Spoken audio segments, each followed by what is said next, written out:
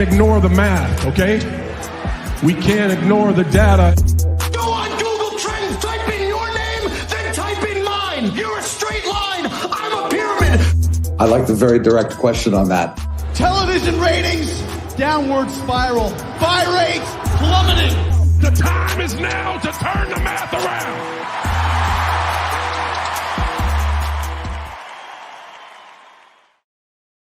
And welcome to this week's special Thursday edition of Pollock and Thurston. John Pollock and Brandon Thurston with you for the next hour or so, where we are going to talk about the Netflix series that everyone is talking about, pro wrestling being given the big spotlight treatment. Yes, it's going to be a full hour plus on Dump Matsumoto, the history of All Japan women, and we're going to go into from the beauty pair to the crush gals to the 90s resurgence. All of that, we have got you covered.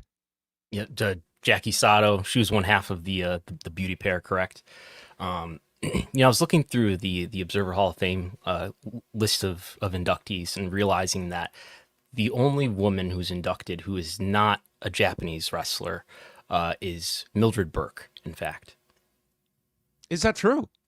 Yeah. Huh. Interesting. Yeah. Well, can't disagree with Mildred Burke's. It's almost election season again. It is. The beauty pair only went in as a duo last year because Jackie Sato had been in the original class, but didn't get the Maki Ueda did not get the treatment as well. That is for another week. I actually highly recommend the Queen of Villains series. I did have a chance to watch that over the last week, but I know why everyone is here. It is for us to talk, dissect, and decode Vince McMahon over the course of 6 hours. I don't know about you, Brandon. I know you watched all 6 episodes on Wednesday, as did I, and I am not exaggerating that I had a headache by the end of 5 episodes, and I needed to just go out for a walk. This to me would not be the series I recommend people sit down and binge from start to finish. This is like a several week-long process in ideal form, but we had to get this done for today, and there was a lot of Vince McMahon overload from this series for me personally. Yeah, it was a lot of Vince McMahon. I mean, it's interesting that these are new interviews with him, which he's rarely doing interviews, right? He's done the Pat McAfee interview. He's done the Steve Austin interview in 2014. So we don't get very many new interviews of Vince McMahon speaking. But yeah, it was. Did you watch it on half speed, on full speed, or not half speed, but 1.25x, 1.5x? I watched some of it on 1.25x. I started at 1.2x, and then we graduated to 1.3x for the for the latter portions of it, and that was my speed. Okay, I was impressed that Netflix has right in its own interface. You can watch it at different speeds. I was impressed with that. It's standard protocol now. People mocked me years ago when this was my preferred method of not just watching but listening, and now it's part and parcel. Like that's how you get ahead. That's how you overachieve. That's it. So we are going to be joined a little later on into the show by David Bixenspan, who has lots to discuss from these 6 episodes. And this is kind of going to be we'll be all over the place here with some of our thoughts on big topics, small topics, what was covered, what could have been given more depth, the subjects that were interviewed, those that were not interviewed, and we'll open it up to you as well. If you have super chats or just questions that you want to filter in, we will be monitoring the comment section, and if possible, we'll be going in there as well. So I guess your overall impressions, Brandon, going into this is, the biggest, I think, critique many had was the fact that this was going to be landing on Netflix, who was about to embark on a multi-billion-dollar, potentially 20-year arrangement with WWE. Are they going to be putting on the kid gloves here to handle this disgraced figure from WWE's history? And let's start with this. If you are WWE and you had your concerns about this documentary and having seen the reaction to it, do you feel that the current management of TKO WWE would be upset with this portrayal? I don't think so. I think it's fine, right? Like, I think WWE doesn't want this to be released anyway. But if you're gonna do a 6-hour documentary on Vince McMahon, this was okay. I mean, Paul Levesque doesn't come off poorly here. Nick Khan is not in this at all. Stephanie is in it. I don't know if we want to get there yet, but I think she comes off a bit naive at the time that these interviews are being recorded. It'd be interesting to hear from her now. But she's not an executive with the company anyway. But there's, really the only current, I would say, employee that comes off poorly to me would be Bruce Pritchard.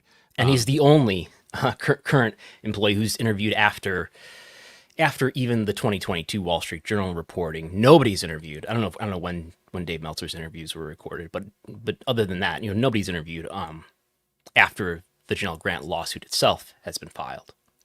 Yeah, it almost makes you wonder what the circumstances were. That was Bruce Pritchard a compromise that, Vince is gone. We need something. Vince apparently canceled his interviews. Vince canceled his interviews after the allegations first came out in June of 2022. And that's where this documentary, largely, so much of this was wrapped up by that point. And then the allegations occur, and you get this sort of the start of the documentary is acknowledging the accusations and the lawsuit right out of the bat. There's interviews, newer interviews with Ted Mann and Joe Palazzolo, and then Khadijah Savtar in episode 6. Where I think about one soundbite, I think, is all we get from Khadijah. Yeah, this is... you can't say they did not cover the allegations, but they had very little to work with. And it was sort of now we're in the post-Vince world, but you're not going to hear Vince's perspective post-June 2022. And the one person kind of in his orbit that is sent out there to kind of be the sacrificial lamb here is Bruce Pritchard, who is going to be a Vince loyalist to the end. And that's how he comes off in this. Yeah. And to be clear for people who haven't seen it yet, as far as anything addressing all the news and scandals that have come out since June of 2022, that's only addressed. It's addressed at the very beginning in the first 5 minutes or so, and then it's not addressed again until the second half of the final of the 6 episodes. So as I was having a conversation with you, as I was early in the final episode, saying I don't know if they're going to touch on it that much. I'm worried that they're not, but they did. But it's only half, right? And it's a lot of the material that is most contemporary, most interesting at this point, particularly the family dynamics at this point. All of that is unknown still. And I think it's the problem that all of these biographies of various kinds and documentaries about Vince, whether there was the Vice documentary that I was a part of, these are all attempts at telling the story as the final chapters of the story have yet to be written. So it has that inherent issue with it. But I agree, this is not a hagiography. This was a fairly, if we're forgetting about everything that has happened since 2022, this is a fairly open account of his life and career. Could have gone into more depth in places that people like us would be curious about. But you also had Vince McMahon being challenged about things like how can you say that Ted Turner was unfairly trying to hurt you when you did the same thing to the territories. And I hope we don't have to talk too much about this, but there was some WrestleMania 3 discussion in there as well. So just to say that, look, the things that are usually pointed out as exaggerations or lies or whatever, these things were brought to Vince to respond to. I thought he was challenged in several regards where I didn't think Vince McMahon came off very well when he was pushed to defend his opinions and his stance on certain subjects. He had to talk about Rita Chatterton. He had to talk about unionization. Yeah, this is we have rounded up several clips, and this is one that I think has received a lot of attention when he is asked about Rita Chatterton. Once you're accused of rape, you're a rapist. But it was consensual, and actually, had it been a rape, the statute of limitations had run out. So, I mean, it's all kind of crap like that people are digging up and trying to find something on you.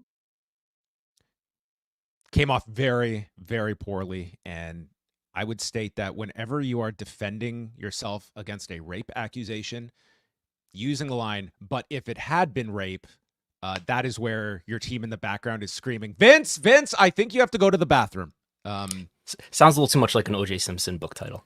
If I did it. I just thought that was just so, it was just awful. That I think even if you want to give benefit of the doubt, I think that line right there, very hard when you know that this was done in, pre-2022, And the fact is that in New York, the statute of limitations was that window was opened, and boom, he settles with Rita Chatterton. I mean, it does not paint Vince very well in this, and I think many people will draw their conclusions from that. He did himself no favors by using that justification. That I don't think too many people would be putting that caveat at the end of a defense. And I think there's a good montage at one point, I forget which episode it is, where they run through things that people sort of classically remember, like the forcing Trish Stratus to bark and all of that, and going through all the different scenes that he's cast himself in, where he's been in positions with women physically and things like that. It really stood out to me when they're showing this, this storyline where Linda McMahon is in a wheelchair because they've drugged her, and he's in this storyline relationship with Trish Stratus, and there's this one scene where they're at a house or something, is on from WWE programming at the time, and he says, "Did you double up Linda's dosage?" Which is like eerily similar to what Janelle Grant is suggesting, if not accusing him of doing, in that she was prescribed medicine, supplements, something that she doesn't know exactly what she was being given by this doctor that she was directed to go to at Vince's direction. Yeah, we had several of those sort of storyline depictions of real life events. There's a Mickie James angle where she fakes being assaulted by a male. This shortly after the whole Tanzabar incident in 2006. There is a clip of him kind of embarrassing and forcing Ashley Massaro into tears, and later it would come out about him making advances at Ashley Massaro, as well as Ashley Massaro's own testimony to Konstantin Kairos in that sworn affidavit that she had been raped overseas. I mean, there's lots of those incidents that I'm sure that is a lot of what Vince McMahon was leaning on in this statement he put out on Monday about editing tricks to, I think, emphasize a point. Like, there are a lot of contradictions by Vince McMahon that are sort of proven out when, even down to the simplest of, well, we never had murder on the show, we never had rape, and you just have clip after clip of the guy just looking like a hypocrite here. And that to me is not an editing trick. That is just simply proof being thrown into the face of someone who is not telling the truth on camera. Yeah, and I think it's important if we could, say that the documentary fell short of one thing concerning the scandals of the last few years. It's, the complaint itself that was filed in January. It's not like they go into detail about that, okay? But even beyond that, I would say it's important to point out that it's not just that he was alleged of assaulting someone in a tanning salon in Boca Raton in 2006. It's not just that Janelle Grant accuses him of terrible things, including sex trafficking and sexual assault, but there's also the spa manager in California in 2011 that he allegedly assaulted, and Rita Chatterton, which is addressed, but also the 2008 WWE contractor, the 2006 WWE manager, the 2005 WWE wrestler is mentioned in here. But it's just, I think it's important to list all of those things. Like, this is not just, it's not just Rita Chatterton incidents. Yeah, it's not just Rita Chatterton and Janelle Grant, but there's, the reason why so many people in the public are finding it easy to believe that Vince may have done some really, really terrible things is because there is a number of women. Maybe you could believe that one or two were making something up, but there's a number of women that he has paid millions of dollars for their silence because they raised allegations of sexual misconduct against him. Yeah, I think it's kind of painting that entire picture, and that this documentary, I thought, like, one of the issues they were going to run into is that you have 6 episodes, and yes, that sounds like you have all this infinite time to go into all of these stories, and you had a case of, are you going to try and cover as many key stories as possible, or are you going to really go into depth in all of them? Because so many of these subjects, you could go so much further on, but in the absence of that, you avoid the fact that, if we want to spend 20 minutes on Montreal, well, then there's going to be the criticism that, well, they didn't even address Chris Benoit or something like that, because there would not be the time for it. I can understand that criticism, though, is that for many of these subjects, you want to kind of go a bit further, and instead it was covering just there's so much to cover over that period when you're just talking about the last 40 years, much less the childhood of Vince McMahon and all these other aspects to it. Yeah. In terms of the childhood, we did get a little bit of Vince talking about, just sort of one of the common themes of I don't know, Western manhood in the 20th century of, he had a father who he was disconnected from until he was 12. But even then they weren't especially close in terms of being affectionate with one another. He tells this story about how, I think this is something that he also mentioned in the Playboy interview in 2001, that his father did not tell him that he loved him until the day that he died. Which, that maybe along with what he seemed to, he used the word incest at one point in reference to his childhood. He used it very briefly in passing in a list of things, but he seems to be, suggesting that he was a victim of incest as a child. So, there's things like that about his childhood. As far as, talk about like the statement that Vince made before this documentary was released, where he's raising that there have been all of these editing tricks. He's objected to the notion that this is a documentary that shows him and his on-screen character, Mr. McMahon, as one and the same, which it basically does. They do go through this montage of clips where they're asking all of these different wrestlers, is he the same? And you get a variety, a range of responses. Yes, they're exactly the same. No, they're totally different, etc.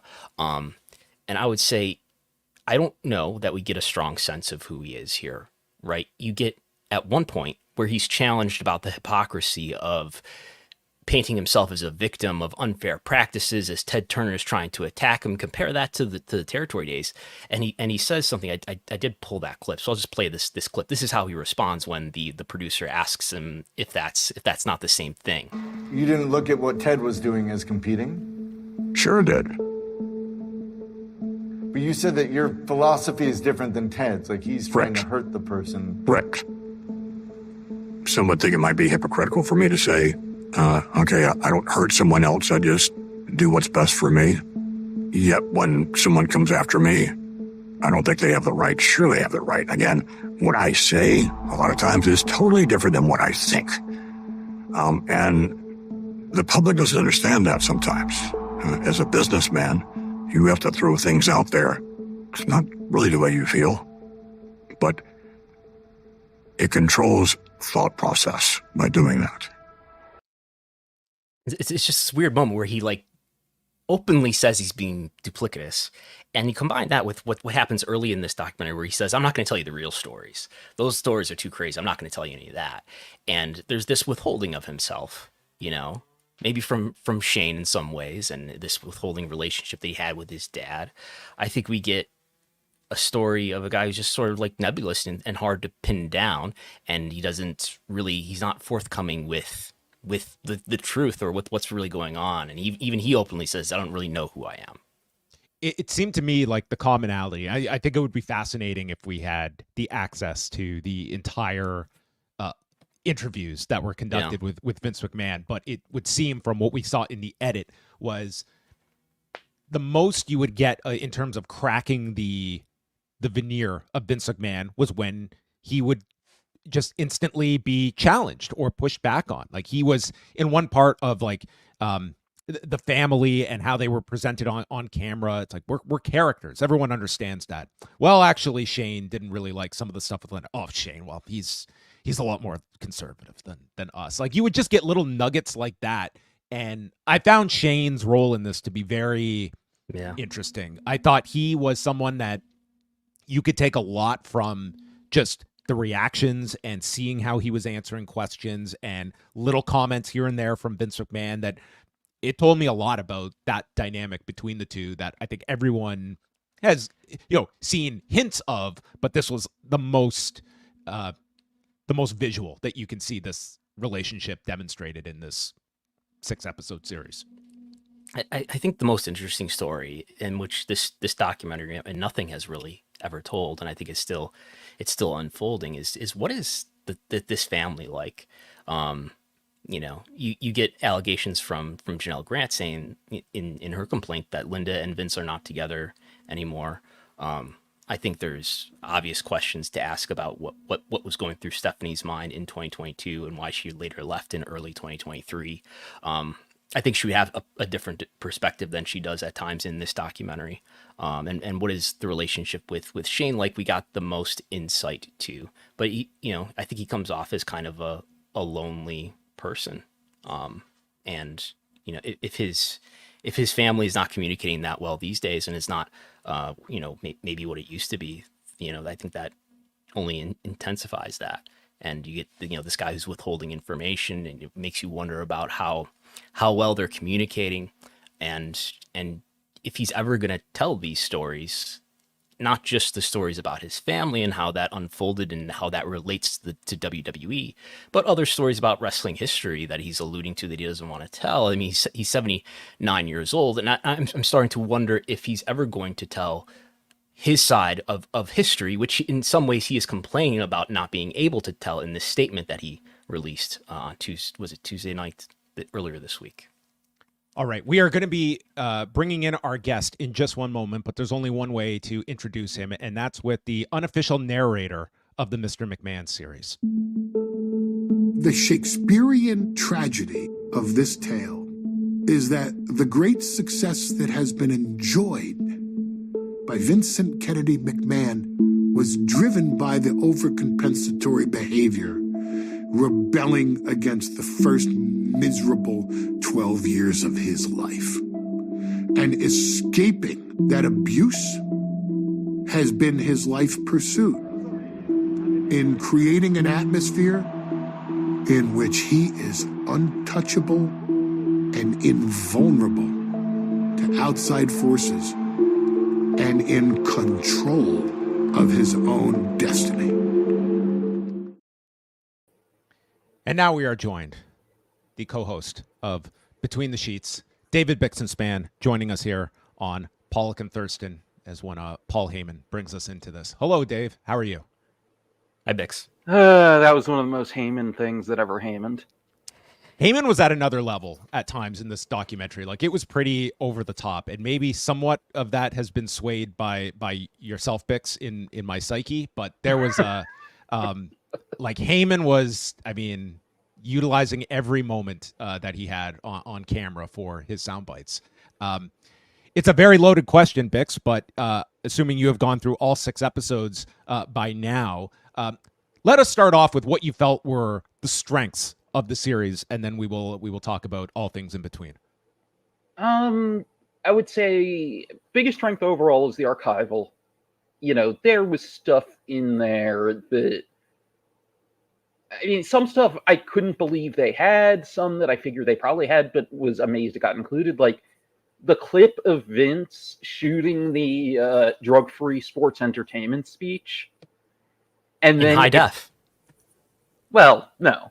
They're just very good at up-converting everything. Okay. But you think you're just watching the aired version, and then it turns out we're watching the raw footage, and after Vince is done with the speech, he just makes this face like, eh. That was quite something. Lifting that footage of Ted Turner watching the Billionaire Ted skits, I mean, that to me was... yes, from presumably his deposition from the WCW trademark lawsuit. Yeah.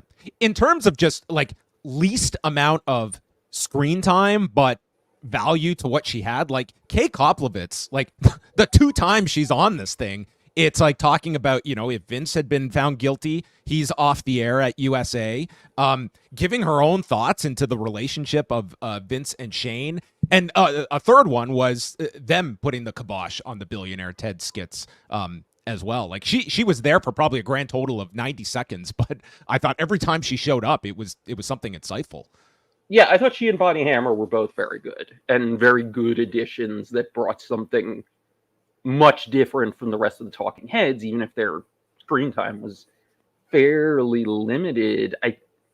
Was Koplovitz the one who brought up wanting to kibosh the Billionaire Ted skits after the comments about Turner's lithium use? I think so. Yeah, I think so. Yeah, which I'm glad they acknowledged it, but the full context is worse than was even said there. Like, for those who don't know, Ted Turner, I mean, he's still alive, he has dementia, but he has bipolar disorder. And he was very open about this and taking lithium for bipolar disorder. Not only did the billionaire TED skits and then later Vince in interviews like on Conan O'Brien make light of it, like he tried to somehow make it seem like Ted Turner taking lithium was a drug problem. Well, doesn't he say in the, isn't he quoted in the Grant complaint as saying, you know, they're talking about therapy, like talk therapy, and he says therapy my ass or something like that, which indicates that, you know, he looks. Yeah, well, yes. But yeah, I thought them as talking heads was good. I do think it probably could have benefited from more of those like non-wrestling types, like a Dick Ebersol or someone like that too. But I thought they added to it, the archival. The one thing I couldn't believe was in there that they had raw footage of like a 1976 TV taping with the off-air chatter from Vince, and him and his dad like starting the show and stuff. Like that was something that was very out of nowhere. So I think that's one of the strong suits. They do cover in some form basically every controversy that you would hope they do. But it's how they cover it that becomes the problem, and I think is probably going to be the thing we talk about most here is, sure, you talk about the Ring Boy scandal, and honestly, in some ways went further than I expected, especially with how Pat Patterson was mixed into it. Mm-hmm. But then also they keep showing over and over that, infamous, Phil Mushnick column that was on the cover of the sports page of the New York Post, Sex Lies in the WWF. They keep showing it over and over again. At no point do they mention what's in it, which is Phil Mushnick talking about how Vince McMahon admitted to him and Dave Meltzer that he had fired Mel Phillips a few years earlier, suspecting he was a pedophile, and then hired him back if he stayed away from kids. So that was such a key detail, Bix, that as I'm watching this and you've got the two reporters that this was told to on the record, that to me is a smoking gun right there that you would have wished could have given better context here. And it almost is as though this is like it's not like spelled out this way, but I mean, for a lot of fans that are watching this, that have just been brought up on this idea that Phil Mushnick was this guy with this agenda against WWF and just had this hatred for the company. Like that is almost what this is reduced to for some. And I don't know if this did enough to kind of dispel that if you're going into that without any kind of knowledge of this story. And the fact that this is what precipitated all the steroid distribution charges that would come. Yeah. And, with Phil Mushnick, and look, we should say, like, Phil Mushnick is a very flawed person, and outside of the WWE stuff, doesn't come off that great a lot of the time. But in this context, he's usually in the right.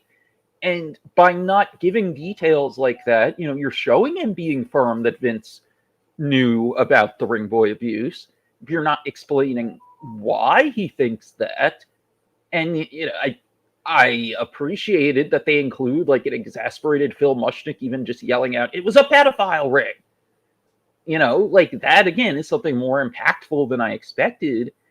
But to me, if you're doing something like showing that article and not talking about what's in it, especially when you're interviewing both Mushnick and Meltzer, it comes off like they're trying to talk out of both sides of their mouth.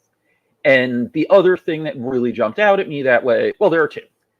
There are two more things that jumped out at me that way. One is the Owen Hart coverage of his death, where they basically sidestepped any of the I thought, Bix, of all the scandals, I thought the Owen Hart one was the one that they really did miss the boat on and just gave, like, it just, I can absolve, like, if you're not going to go all in depth on Montreal, but the Owen Hart stuff to me was just, like, the whole idea of just like it's common knowledge essentially that the company was warned in advance by their previous rigger. Like this is too dangerous to do at this, and they were going to go find a cheaper rigger for this. Like you cannot just say that this was not something that there was that there was just poor practices put into place for this entire stunt, and I felt that was one that needed a lot more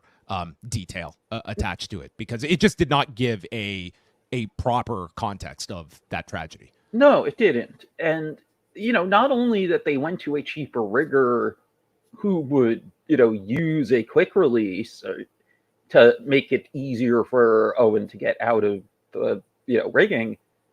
You look at the police reports and stuff, when the Kansas City Police Department talked to Bobby Talbert, the rigger, he says explicitly, they told him, we need a new rigger because the other one was too slow for the TV cameras. Like, it's very clear what was going on, and you look at the police report and also the stuff that's in Martha Hart's book that, comes from the lawsuit. Steve Taylor was the one handling all that, and it was at Vince McMahon's direct orders. Like, this isn't even just a broader WWE thing. Vince was directly involved. Vince was directly negligent. And to just completely sidestep all that and reduce it down to, oh, well, the shackle was defective, which it wasn't defective. It worked the way it was supposed to. It's just that they continued marketing or selling it to stunt companies knowing that it was being misused. It was not defective. It worked the way it was supposed to. It, released at the load it was supposed to. The problem was it just should not have been used in the way it was, and they knew it was still being used in that way. That's why WWE was able to sue the shackle company and recoup a lot of the settlement money. One thing that stood out to me about the Owen Hart segment was having listened to John's audio documentary about Owen Hart, and where you have Jeff Merrick on, and he says that he should have armed Michael Landsberg with the question, what would you have done if it was your son, if it was Shane who had fallen? And he actually answers that question in this documentary and basically says, yes, if it was Shane, we would have still continued the show. If it was me, I would have wanted the show to continue. And also, go ahead.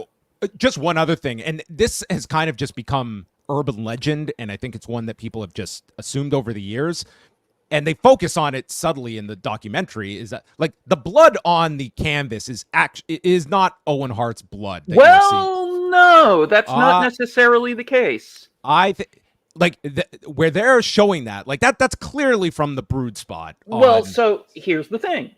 The police report says that there was human blood mixed in with that. At that portion of the ring, though? Yes. It was taken from that stain. So, because what they're showing in the documentary, it's verbatim, where you have the Hardys taking this bloodbath on Sunday Night Heat. Yes. And anyway, not to say but anyway, go on. It's more complicated. The point is, we don't know for sure. It's not an unreasonable belief to think that his blood was in there, I guess is the way to put it. Is most of the visible stain probably from the brood angle? Yes. Is this what we're talking about here, what I've just put on the screen? Yes. Okay.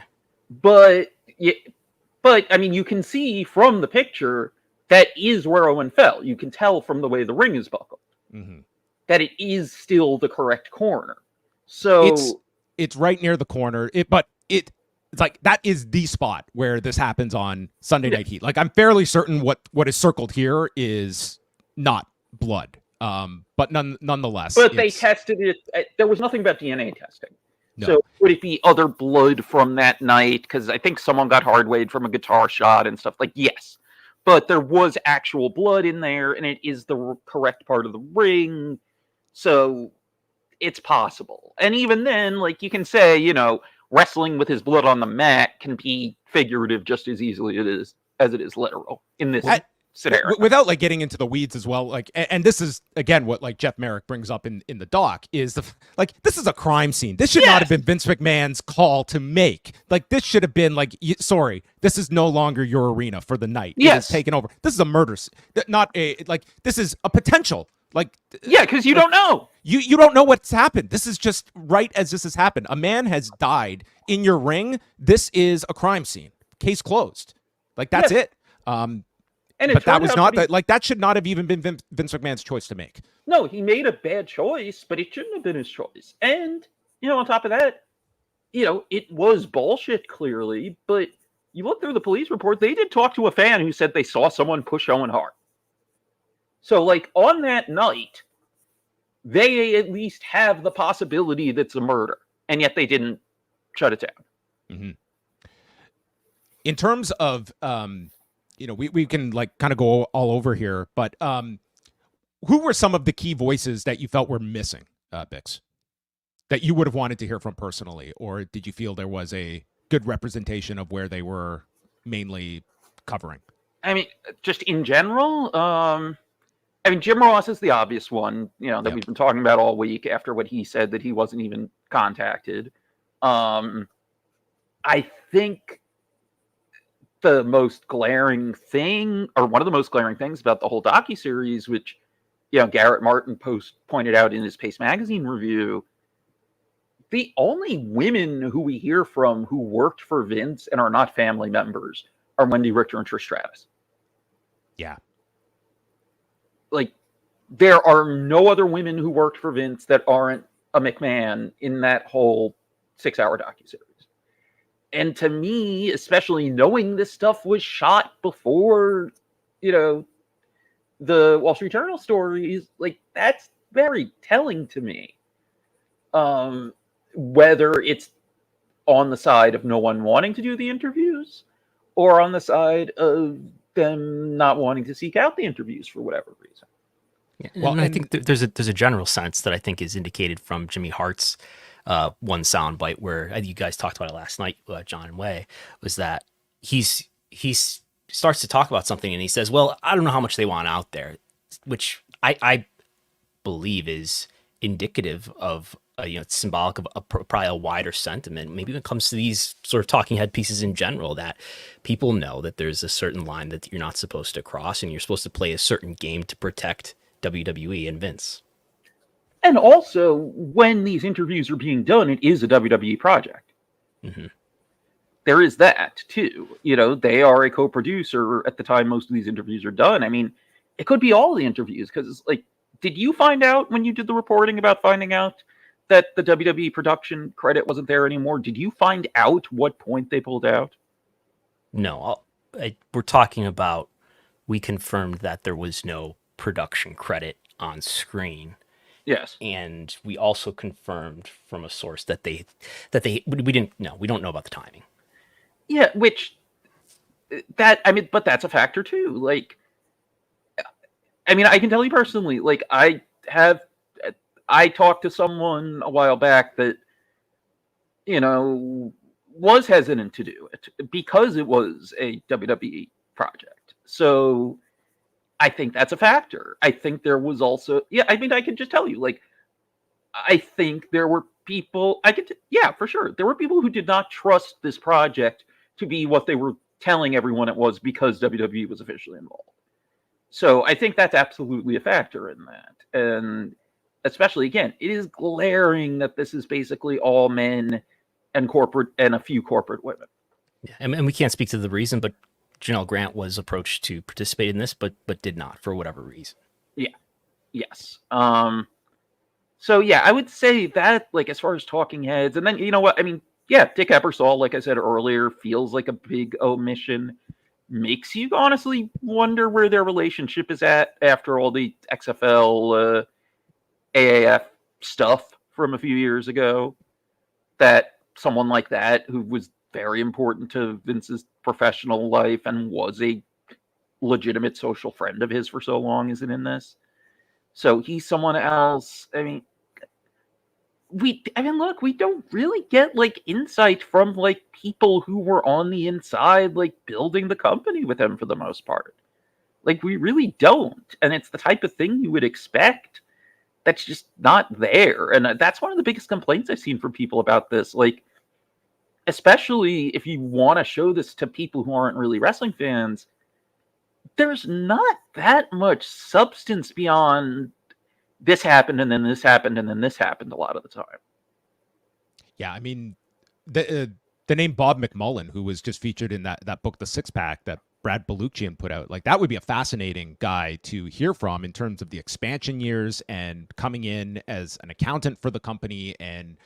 But it kind of just goes against this narrative that this was Vince McMahon's creation and everything that came out of that expansion period was from Vince McMahon's mind. And again, I think that is a problem in that you're trying to cover everything, and you have to sacrifice depth in order to check off the boxes of all these things that they're covering. But I think there's a lot of people that were looking for more than just, a chronology. And like, I'm watching one instance of Trish Stratus, and you're getting this theme of how everyone works under Vince McMahon, and Tony Atlas outlining that, I'm a lot more disposable than a Pat Patterson. And my question to Trish Stratus would have been, if you had an objection to this angle, are you in a position to say no? What would be the consequences of you saying no? Because we have a pattern of these women involved in sexualized angles with Vince McMahon.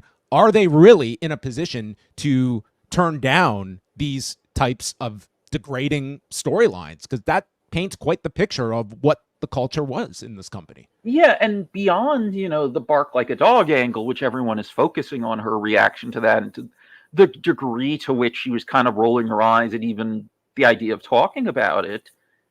To me, the most telling thing from her interviews along those lines was when she says that Vince had proposed something where she doesn't say the name, but based on how it's arranged in the footage and everything, she's clearly talking about Mickie James, that there was supposed to be some angle Vince proposed where she would, in her words, make out with another woman, presumably Mickie.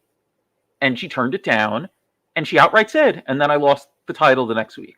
Was it a punishment? I don't know. And it's just left there. There is no reflection on the fact that, yeah, you can kind of classify that as sexual harassment on some level. It's just left there. That's it. There is no reflection on it. Nothing. And look, I'll put it this way. Watching it, I really got the feeling that we know it started in a different place than it ended up, but it really felt like the middle episodes were not retooled the way they should have been, and that the main retooling went in the first and last episode. Because, you have the knowledge of the larger context of this, and you just let that sit there. What are you looking for? Get Vince's response to that? Or just even in the even get a talking head from someone else if you're not even if you blew the opportunity in the interview with Trish, that you're not doing anything to thread that needle, basically. How did you feel about the overall contributions of Tony Atlas? And I mean, he has, he puts out an allegation regarding Pat Patterson, and I mean, they lean on him a lot in this. I mean, he has, when you speak about comments that kind of don't get any follow-up, I mean, just stating how they just abused women like they were toys. I mean, that's, I don't know, just an average person watching this, that's a pretty damning line that you're hearing, and it's just kind of said and not revisited.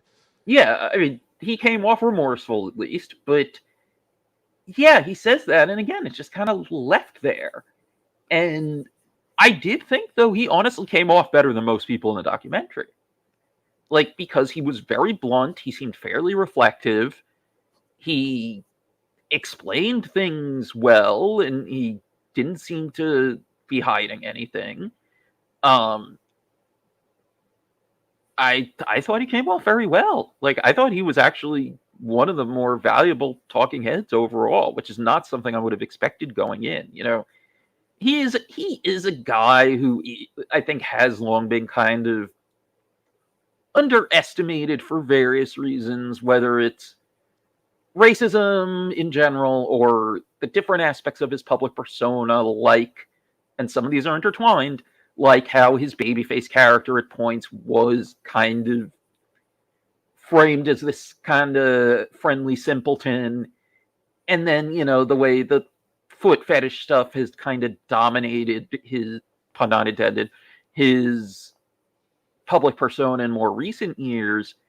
I think it leads people to take him less seriously than they should. And I'm not saying he's 100% honest or shouldn't be looked at the same way other wrestlers are in terms of trying to figure out if there's an angle to what they're saying.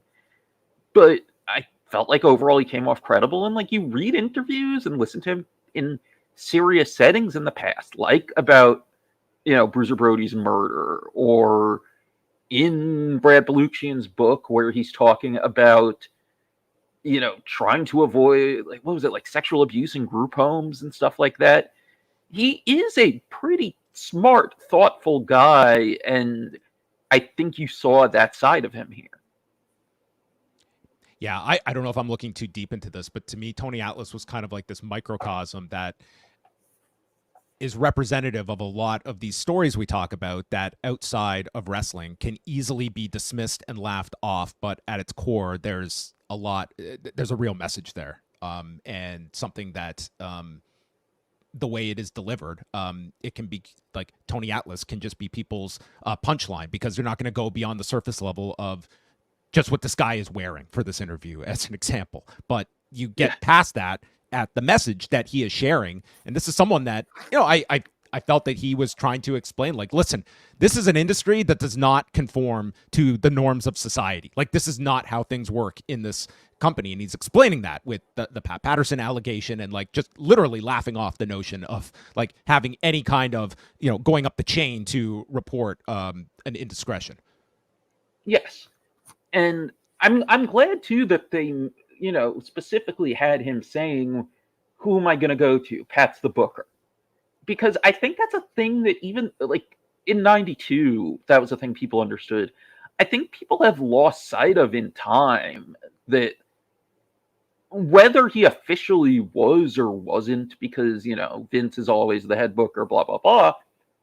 The wrestlers looked at Pat Patterson as the booker, in that era. So he was not, quote unquote, just a road agent. Like he was, and he wasn't, just an office grunt in talent relations or whatever. Like he was a, very direct, very powerful superior to them.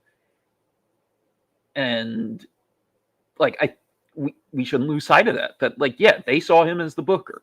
They see, you got to think of this the same as if it was, Dusty Rhodes or someone like that pulling the same stuff. And I think that's really important to keep in mind. Did you come out of this with any different thoughts on the Vince-Shane dynamic? Because that's focused on quite a bit once we get to the 5th episode. And by the end of it, I think it's an interesting link that you have of Vince with his father to Vince and Shane. And I found Shane to be like quite an interesting aspect to this, where I felt he was pretty forthright, wasn't going to just spell it out for you, the viewer, but I think you were left with drawing your own conclusion about a fractured relationship. I think it kind of confirmed everything we'd ever thought and heard, really. I mean, the story Eamon tells about nuts. Vince, I don't know if you could say facetiously or whatever, like telling Shane to knife him with a steak knife if he wanted to take over the company. Yeah, was insane. Bix, let's hear the story from the orator himself. The most definitive moment I've ever seen between Vince and Shane was a creative argument that happened one night. Shane had an idea that he really believed in, and Vince totally disagreed with it. And with most things that happen with Vince, once they start to escalate, they escalate really fast. And Vince finally turned to Shane and he said, "Not while I'm alive." And Vince, who was eating something, took his knife and handed it to Shane. And he says, "Right there. Come on. Right there. If you want this so bad, stick the dagger right here. Because that's what you're going to have to do to make that decision. And if you don't stick the dagger right here, then I know you're not man enough to do it. And I have to take that into consideration as well. Or you can buy me out the way I bought out my father. And if I don't get out of your way, be prepared to get rid of me the way I would have had to get rid of my father when he wasn't doing things my way at all." Was Paul's mother ironing the laundry at the same time this was going on? Well, remember, that wasn't Paul's house. That was Ron Buffon's house. That was Ron Buffon's mother. Thank you, Vix.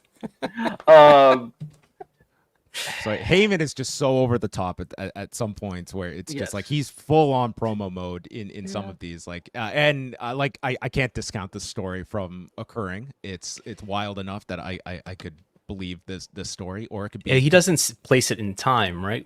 Supposedly there was some sort of dispute, Royal Rumble 2023 or 2022 that led to some falling out. But I mean, I think that brings us to, though, Heyman's role in the documentary, in how, and this is not super obvious if you don't have the subtitles on. Yeah. When they're talking about Sable. Yeah, I missed it the first time and did not even, like, they actually do subtitle that this is Heyman essentially coaching Vince off camera. And since, like, Bill Simmons and David Shoemaker have talked about the fact, like, Vince, for all these interviews, he showed up with a team that was essentially there to be, I guess, his safety net. Yes. And I find it very interesting that Heyman was in that role. And then you kind of think about that alongside him telling a story like that, when it seems pretty clear from him being in that role that he is explicitly in the inner circle, by that point. It makes you wonder a lot of things. And like, I feel like that is not a story he would tell unless it was a story Vince wanted it out, as far as the Shane thing. So make of that what you'd like. But then also, like, look, obviously we have to talk very delicately about this, but like, the fact that they even showed that part about the Sable stuff and emphasized that Heyman was coaching him when they were like, oh yeah, and then he brought Sable back and he started a relationship with her. And Vince is like, what? And Heyman off camera is like, storyline. And I felt like they put that in there for people to draw conclusions from. And Vince didn't have a poker face either when. No. That was kind of shocking. And it's this documentary so all over the place, because on one hand they're protecting Vince in some areas and then they're doing that. It's just such a weird piece of work. How did you feel they were protecting him? The Owen Hart stuff, the Montreal giving the Vince version. It was a very Vince version of Montreal in terms of Brett's willingness to lose was not thoroughly explored. Yes, and like the Ring Boy thing I mentioned earlier in the Phil Mushnick article, where it's like, we know you know this. You keep showing the article, so we know you know this. And it's like it felt all over the place. Like it really felt like them trying to, I don't know if make the best of something that started as a WWE production turned into not being one or what. But I should add too, I'm not convinced WWE wasn't still involved with this production at the end and just didn't take the credit. Because that's something else about the subtitles. If you watch this with subtitles on, every time I saw this and I thought, Bix is going to point this out. Go ahead. World Wrestling Entertainment. Even every time someone says World Wrestling Federation, it says World Wrestling Entertainment. And I'm sorry, no rational human being that does not work for that company would do that. And then I thought, well, if they're getting the footage from WWE, maybe the captioning just comes with the footage that they're using. No, this was captioning that was done for the thing. Like, I mean, like, that was something else that like jumped out. But is it captioning of their new interviews for this documentary that say World Wrestling Entertainment when someone is actually saying World Wrestling Federation? I noticed it mainly when it was archival footage. No, but it was archival footage that included non-WWE footage too, like news footage and stuff. So that, and also like something else that jumped out at me in the captions just separately, they would default to using the Talking Head's real name. Like, they show the real name and the stage name alongside each other, but like whenever it's Tony Atlas is talking off screen, it's always White for Anthony White. Yeah, Trish Stratus is always Stratagius, which I just found weird. But yeah, it's like, I'm sorry, I don't see that as being a thing that that was not produced by WWE that anyone would do that. Oh, and then we got away from this earlier. The other thing that really jumped out at me is like feeling like it was trying to protect someone or whatever is when they get into the Janelle Grant lawsuit. If you concentrate hard and look at them showing the complaint, you see WWE and John Laurinaitis are defendants, but it's not mentioned. WWE being a defendant is not mentioned. John Laurinaitis' name and existence is never mentioned. And it just feels like kind of what everyone expected. Oh, that maybe they don't explicitly go in this direction, but this is the reason Netflix is putting it out now is so they can get the bad man gone narrative across. I think at the end of the 6 episodes, whether it's like, I don't know how you don't come to that conclusion that if you're just watching this, it's like the problem is gone.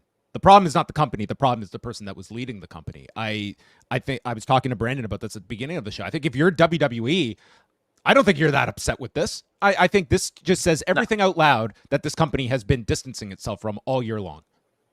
And let's explore like why. What are the issues still that W has not answered for in terms of, well, for one thing, in the complaint, there are 4 anonymized corporate officers. We know one of them is Nick Khan, who's still the current top executive in the company. They haven't been very forthcoming with what the changes are that they have made to policies. We had to get one of the policies that are available to employees and publish it ourselves. And Paul Levesque has not handled questions related to this issue well at all. Maybe you want to list some others. Maybe also with the policy changes and stuff beyond, the general, I forget what the official wording they used was, but besides the fraternization policy that you guys got, remember Shawn Michaels said on a media call that there were changes made at, I think specifically at the NXT level in 2022, and he promised to get them to the reporters on the call and then never did. So there was also that. I'm trying to figure out where we were before we got it. But it as far as, things that are lacking in their response, I mean, there are things that are just still big question marks to me. Like, you have NXT with this heavy emphasis on signing younger women these days, and there's no full-time female coach. Sarah Amato has not been working full-time there since her maternity leave, 2+ years ago. She's there a few hours a week. I'm not saying that as a slight to her, but, Allison Danger was fired under, when she was brought in basically to take that role a few months after she got there under very curious circumstances. And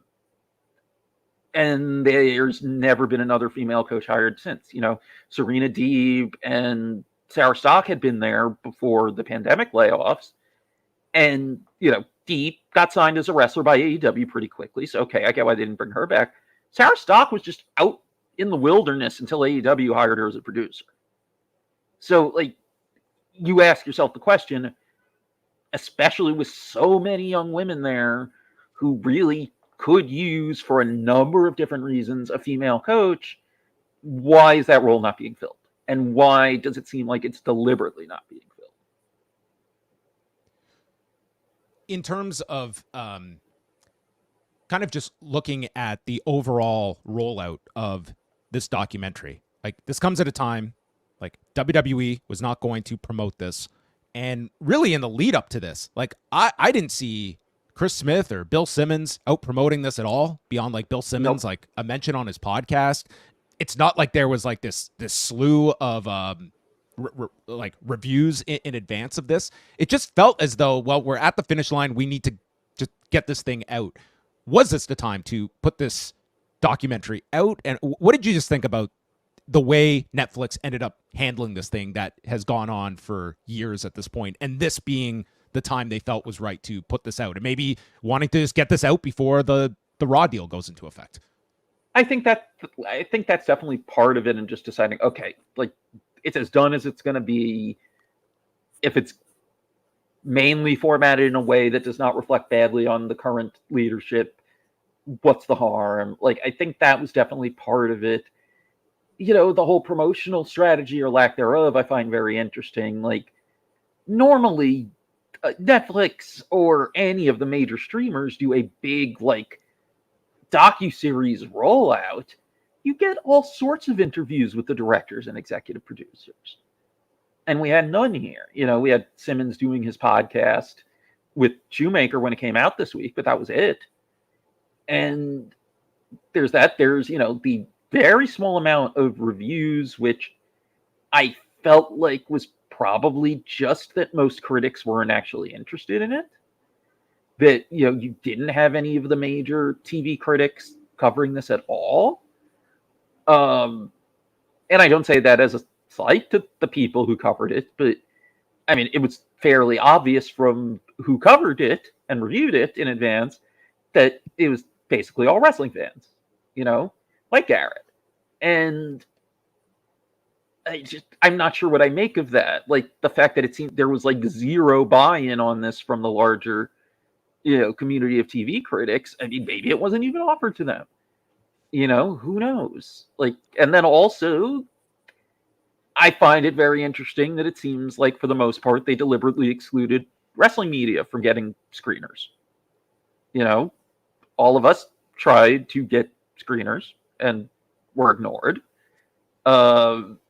It seems like Dave Meltzer got some kind of screener, but had a different embargo from everyone else. It was a little confusing.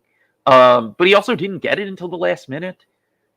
I think he and Wrestling Inc. are the only ones I know that got advanced screeners. And, with Wrestling Inc., it's entirely, and I should note, I don't write for Wrestling Inc. anymore, but I do still work for Static Media. So I feel like that needs to be a caveat, but like they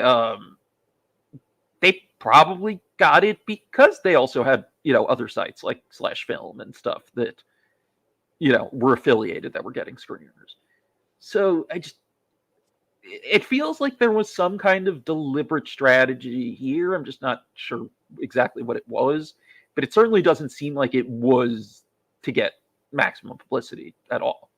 Yeah, I imagine this is a production that they've sunk a lot of money into, and they've had to make changes at various times when they probably thought they were going to release this years ago. And I'm sure Netflix wants to get their money's worth out of this and just get it released, get it put to use in some form. But there is this conflict of this is going to be WWE's biggest business partner come the new year.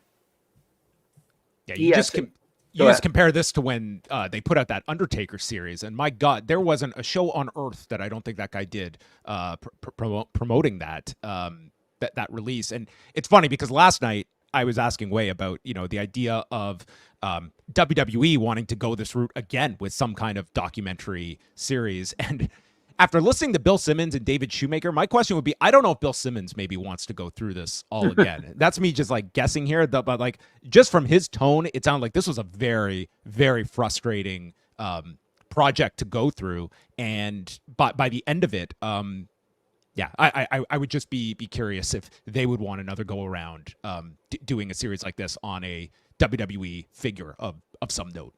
Yeah, and also, I mean, something we should mention too is that it's just kind of fascinating about this whole thing is that whether WWE did or didn't, quote unquote, officially pull out by the end, it still stands in contrast from the previous similar project they had signed on to that just kind of vanished into the ether, which was the Craig Marks, Rob Tannenbaum oral history book.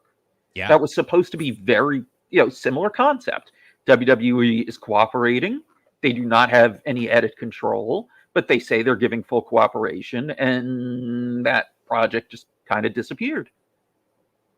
What do you make, Bix, of where obviously the Wall Street Journal reporting, I think, is your demarcation line. But when this documentary was first announced, all these allegations previously were known about when it comes to Rita Chatterton or the Ring Boy scandal. But it was almost like Vince was Teflon from this. And it's like, I go back to that Angry Vince tweets, Twitter account. It's like, that was so many people's perception. Like Vince McMahon is this wild, cartoonish character. And it felt like that's what they felt they were getting into. This crazy over the top character that this was going to be fun.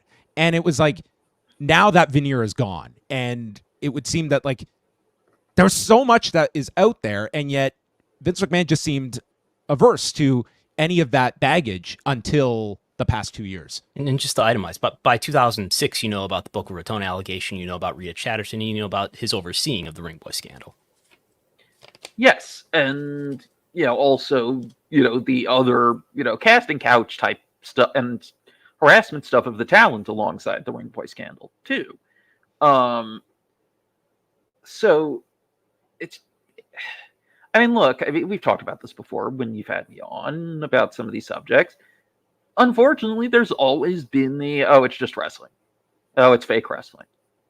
The most telling example is always at the end of the Donahue episode, where you have this woman who's been sitting in the audience for an hour listening to all these stories of sexual harassment and whatnot, and then just says, I don't get it, isn't wrestling fake anyway? Like, that always governs all this, unfortunately. And I think, it's stuck to him now for a few reasons. The first is Wall Street Journal lucked into the story having the corporate governance aspect that made it click for their editors, and to make it a Wall Street Journal story with the hush money payments and them not being reported properly, which, by the way, something that has kind of gone unnoticed since January that no one really talks about. They don't outright say it, but the Janelle Grant lawsuit makes it pretty clear that the money came from WWE and not Vince McMahon. And no one's really acknowledged that the account they say it came from is labeled as a WWE account on the wire transfer. I think we've talked about this. So how do you, how are you driving that? They gave the wire transfer information, and it was explicitly Who's they? When? Ann Callis in the complaint. Okay. And the wire transfer information was pretty explicit that it was a WWE corporate account. So, I don't know what I make of that, but it's still, it ties into the same thing. You've got the corporate governance issues that made it a Wall Street Journal story for them to jump on. And then, with the Janelle Grant lawsuit, it was a lawsuit that was clearly designed, and I do not mean this in a negative way, and I hope no one takes it that way. It was a lawsuit where the complaint was designed to get maximum media coverage. And where the money comes from, how does that matter much? Like whether the money came out of Vince's personal account or WWE's business accounts, ultimately the money was used to protect not only Vince but also the company, and therefore that money had to be accounted for under WWE's financial reporting. It had to be accounted for regardless, but they've accounted for it as Vince making the payments on behalf of the company, not the company making the payments. And so the issue is that Vince has said, or WWE has said at some point, either Vince or McDivitt or whomever has said that, this was money that came out of Vince's personal accounts. Yes, and you go by what's in that complaint, it doesn't really seem like that's the case. It was an old enough account that it said World Wrestling Federation, but it's clearly marked as being a corporate account. I remember when the lawsuit was filed, I did reach out to Ann Callis' PR person that, emailed everyone to ask, are you saying WWE corporate paid the money? And no one responded. And this is in the original complaint of January 20th, because I've just Controlled F for Wired, and it has the old headquarters address here. It does say WWF, so this is what you're referring to, this WWF here, care of. Yeah, if it's care of WWF and with the Titan Towers address, am I missing something here? I really don't think I am. Yeah, that lines up, I suppose. Yeah. Yeah, but anyway, yes, those are the reasons, and that, and also not in the complete specifics. I won't get into all the gross stuff, but that you have the text messages, and that Vince has not denied that the text messages are real, and honestly has not even really tried to claim they were even out of context that much. So I think it's all of that is what's really made this stick. And then also that TKO was able to just kick him out because he doesn't have the special voting chairs anymore.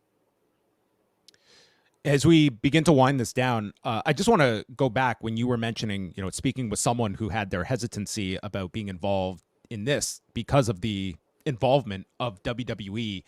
Do you have the sense that it's because their interview might not be contextualized properly, or was it just a fear of repercussions about speaking up about Vince McMahon? My question being, if there were, a more distanced documentary when it comes to this story that does not have WWE and any of its fingerprints, that that would have eased that person's concern.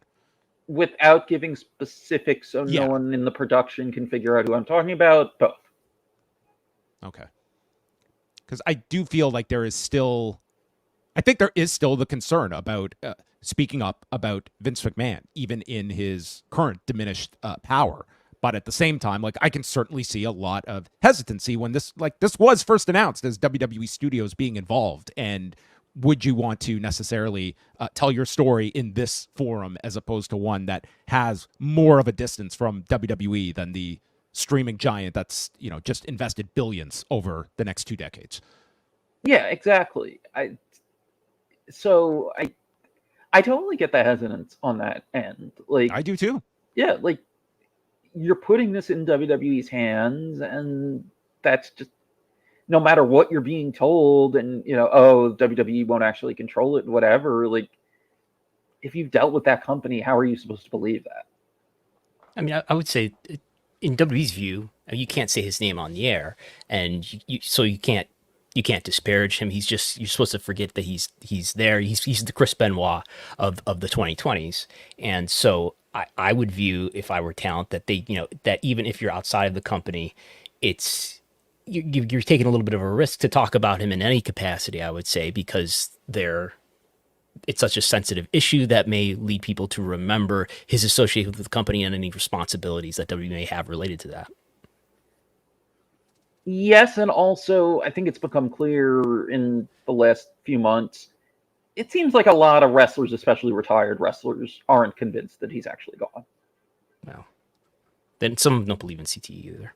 Yes, but I mean, like, Mark Henry, like, whether it's his genuine opinion, he's doing it because he thinks Vince might not be gone, or he thinks WWE might like it, which is probably wrong, or a combination of the three. Like,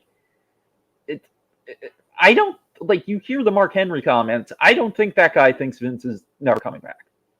No, I think Mark Henry is probably one person of a lot of people who's actually said what other people are probably also thinking, and yes. we're alluding to his doubts of Janelle Grant's accusations. Yes, the only people we've really heard from, of prominence that have expressed that, even though clearly there are more, are Mark Henry, Ron Killings, with the Instagram comments on the personal trainer's post.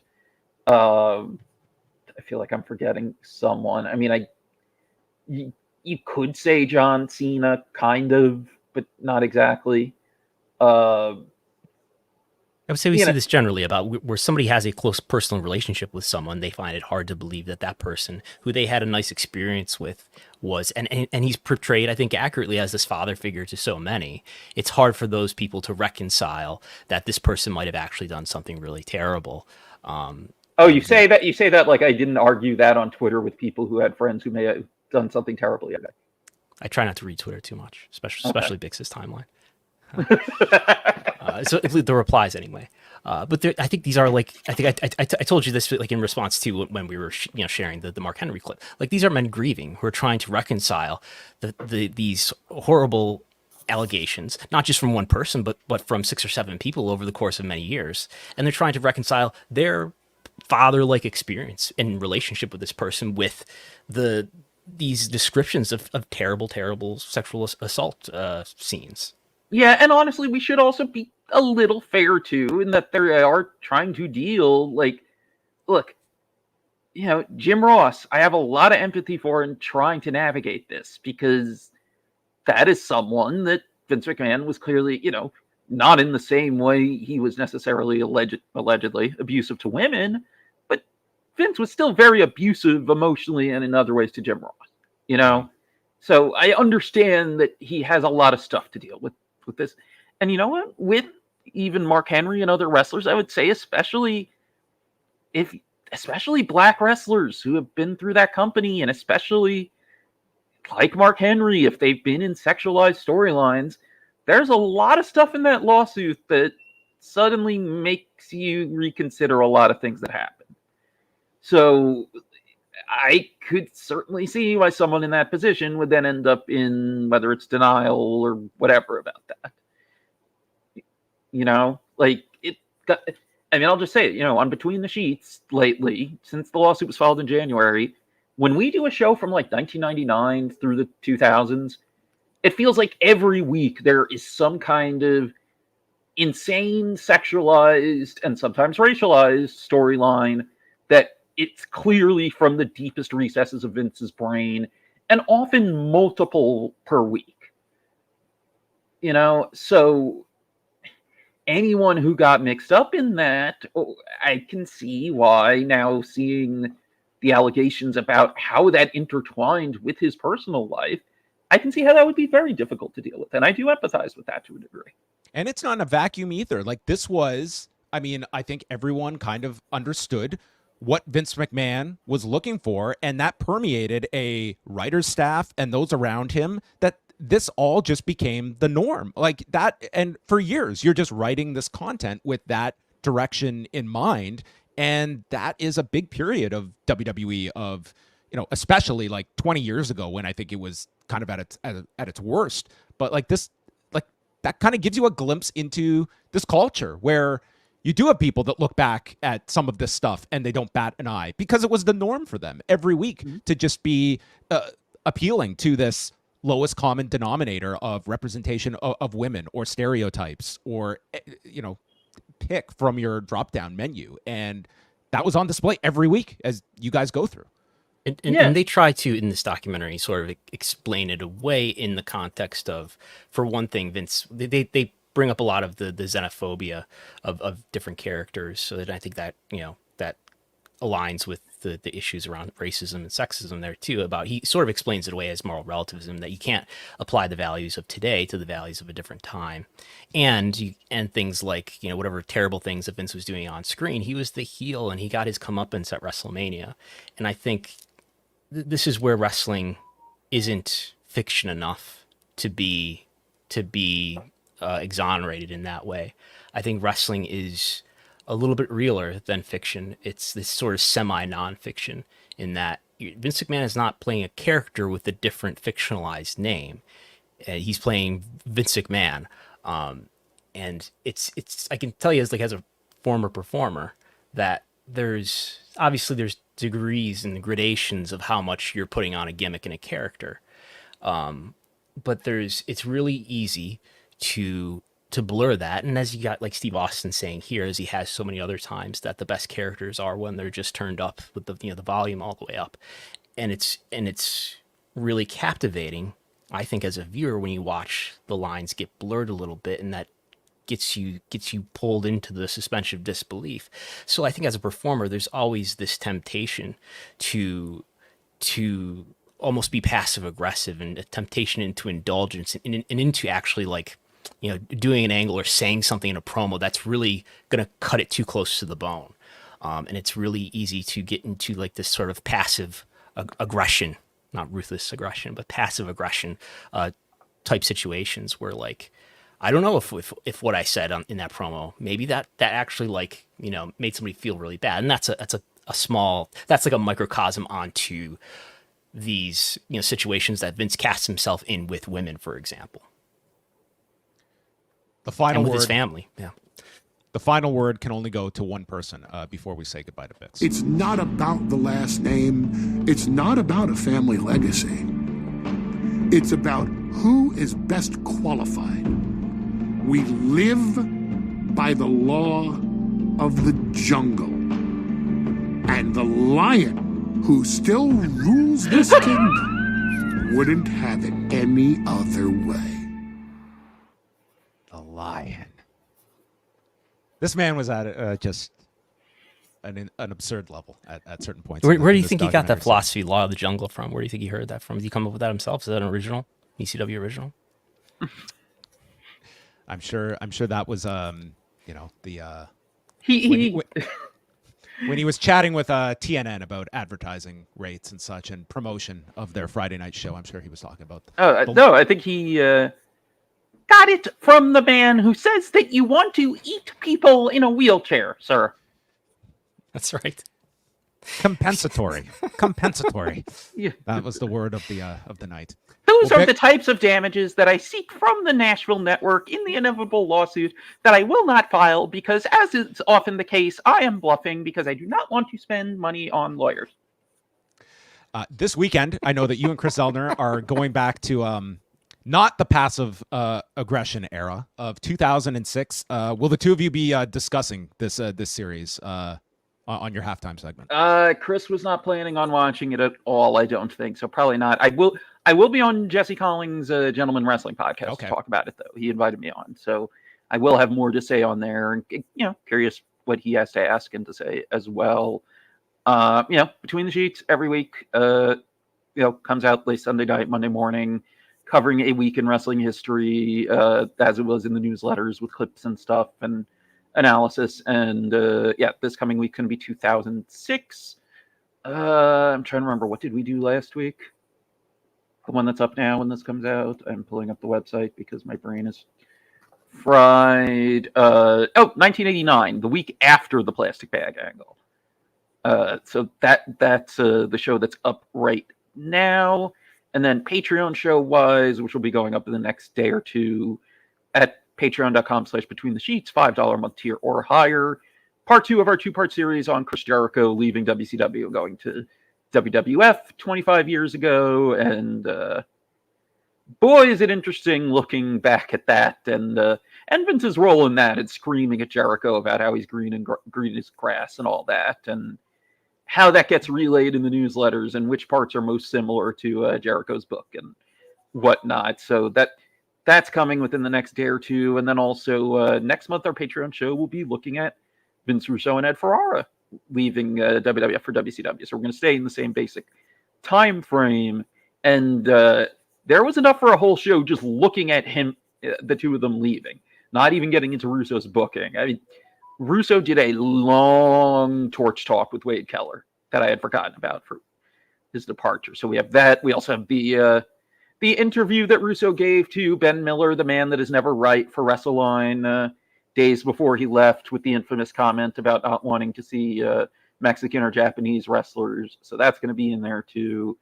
So that's coming as October's Patreon show at patreon.com/betweenthesheets, which, we've been doing 8 years now of monthly shows on there, which are the themed deep dives. And if people want to check out to see what those sound like, there is on patreon.com/betweenthesheets a whole collection of the shows that we've released as free samples, including our entire series on the 1992 Titan Gate scandals, which we decided to put out for free this year because we wanted more people to listen to and learn from them, and we didn't want to feel like we were asking people to send us money as a consequence of the Janelle Grant lawsuit or anything like that. And there's more. There's more. We have our whole. We have collections up for our WCW themed shows, for our Paul Heyman and Eddie Gilbert themed shows, so people can check those out. And I do want, thank you for having me, and also I want to thank both of you too, just for everything you've said too in promoting, some of the Patreon shows like the Titan Gate shows in the past as well. I always say required listening, I think, for anyone to understand the true depth of the Ring Boy scandal. If you're looking for more depth than what was, I thought it was just scratching the surface in some of these episodes. I think you could all do yourselves a favor and listen to it. It's not easy listening, but I think it's very important listening. So you can check those out with David Bixenspan and Chris Zellner. And Bix, we always thank you for making time for us, and thanks again for jumping on with us today. Yeah, thank you for having me. Thanks, Bix.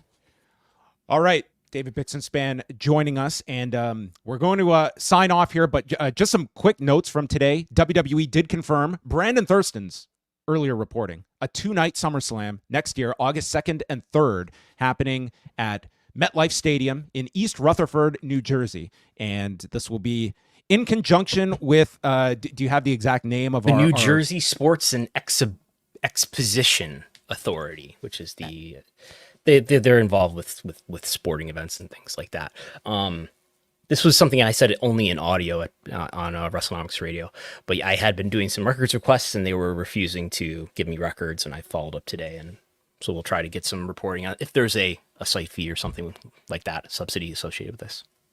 And also, TKO put out a press release this morning. They have now reached a new settlement figure But just in the Cung Lee case, this is absent the Cajun Johnson case, of $375 million payable in installments over an agreed upon period of time. However, the big caveat here is that this is still pending Judge Richard Boulware's approval of this. But this is, the prior amount was $335 million for both cases to be settled. This is $375 just for the Cung Lee case. But until Judge Boulware approves this, there is still a court date for February 3rd of next year. But what this means is that if this is approved, this is a lot more money for the Cung Lee fighters than what was originally going to be the settlement figure. So the ball is in the court once again of Richard Boulware, the most important person in this series of antitrust cases.